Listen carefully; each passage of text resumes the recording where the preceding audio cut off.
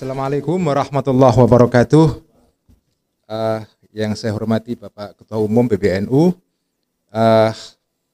Mohon maaf tadi saya datang agak terlambat karena masih menghaluskan ya poin-poin dalam rekomendasi ini.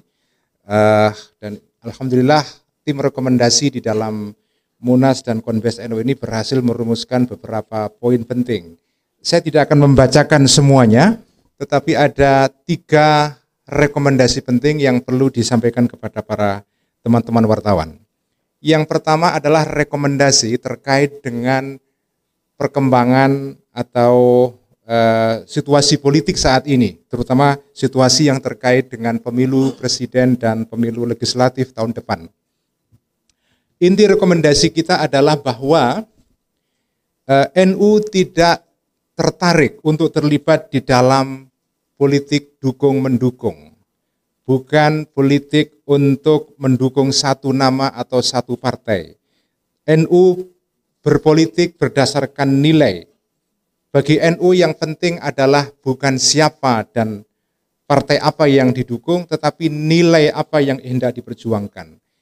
Politik adalah harus didasarkan kepada nilai-nilai kemaslahatan, keadilan, dan kesejahteraan. Itu adalah rekomendasi kita terkait dengan politik elektoral atau politik pemilu mendatang. Kemudian di dalam rekomendasi ini juga diputuskan beberapa pedoman berpolitik bagi warga NU.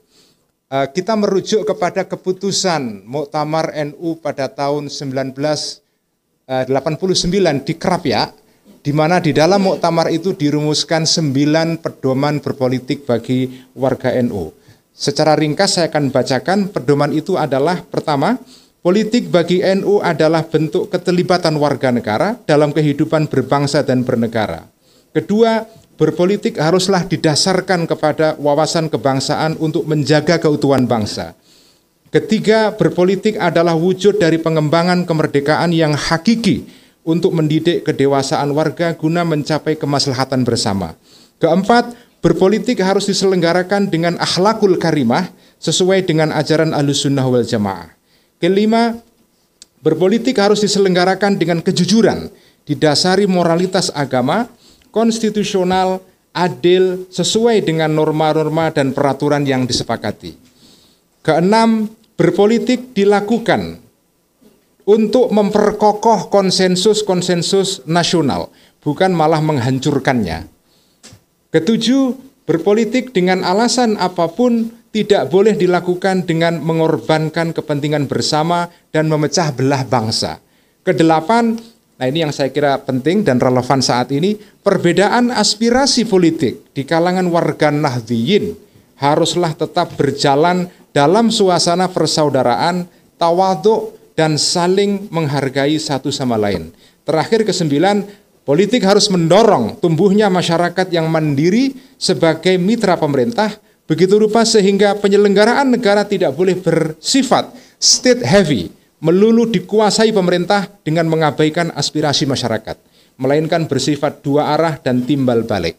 Ini adalah rekomendasi terkait dengan situasi politik saat ini, terkait dengan politik pemilu. Rekomendasi kedua terkait dengan masalah-masalah yang berkembang di negeri ini, terutama masalah Rempang di Pulau Batam. Kita sudah mengemukakan sikap ini atau pernyataan mengenai isu ini di dalam konferensi pers kita beberapa waktu yang lalu, tapi saya ingin mengulang beberapa poin penting. Pertama, sikap kita adalah dalam situasi atau dalam isu Rempang ini adalah: pertama, penggunaan pendekatan keamanan dan kekerasan dalam sengketa tanah rakyat haruslah dihentikan. Kedua, pertumbuhan ekonomi dan peningkatan investasi tidak boleh dicapai, karena kita sebagai negara butuh investasi, tidak boleh dicapai dengan melanggar hak-hak rakyat kecil. Pada akhirnya pembangunan adalah sarana saja, yang menjadi tujuan adalah manusia itu sendiri. Karena itu kemaslahatan manusia haruslah menjadi pertimbangan pokok. Ketiga, mendorong kepada semua pihak untuk cooling down, baik pihak pemerintah maupun masyarakat. Sementara itu pemerintah haruslah mendengar aspirasi rakyat dengan sebaik-baiknya sehingga kepentingan investasi dan pada akhirnya tidak mengorbankan hak-hak rakyat kecil. Terakhir, ini adalah himbauan kita, mengajak rakyat di Rempang untuk bersabar dan terus berdoa kepada Allah Subhanahu wa taala agar bisa dicapai solusi terbaik dan membawa kemaslahatan bagi semua pihak, terutama pihak masyarakat. Kemudian yang berikutnya adalah rekomendasi terkait dengan pengelolaan sumber daya alam di Indonesia. Secara ringkas, rekomendasi kita adalah bahwa ada masalah yang serius di dalam pengelolaan sumber daya alam kita. Pengelolaan sumber daya alam kita dilaksanakan dengan cara yang mengabaikan aspirasi-aspirasi publik dan masyarakat. Karena itu PBNU mendorong agar pemerintah dan pihak-pihak yang lain berusaha mencapai konsensus nasional di dalam pengelolaan sumber daya alam. Konsensus ini harus melibatkan semua pihak di dalam menentukan arah kebijakan yang adil dan bermaslahat bagi semua pihak. Tidak boleh pengelolaan sumber daya alam hanya didikte oleh satu kelompok saja, terutama kelompok yang menjadi penguasa modal. Terakhir adalah rekomendasi terkait dengan masalah global. Rekomendasi ini adalah terkait dengan adanya konflik, polarisasi, dan kebencian yang makin menguat di seluruh kawasan di dunia. Adanya populisme, politik populisme yang berkembang di banyak negara, dan itu semua adalah perkembangan dan kecenderungan yang memprihatinkan. Karena itu PBNU dalam hal ini mengusulkan dua hal. Pertama adalah agama harus berperan aktif menjadi solusi bagi problem-problem global. Tetapi agar agama bisa menjadi solusi bagi problem global ini, agama harus melakukan kritik diri.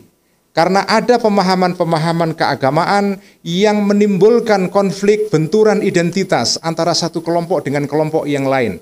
Sebelum agama menjadi sumber solusi bagi masalah dunia, agama harus melakukan pemahaman ulang terhadap ajaran-ajarannya, pemahaman-pemahamannya, tafsir-tafsirnya, begitu rupa sehingga pemahaman ini sesuai dengan kondisi sekarang. Dengan begitu agama akan memperoleh kepercayaan publik untuk menjadi sumber solusi bagi masalah global. Sekian, terima kasih. Wassalamualaikum warahmatullahi wabarakatuh.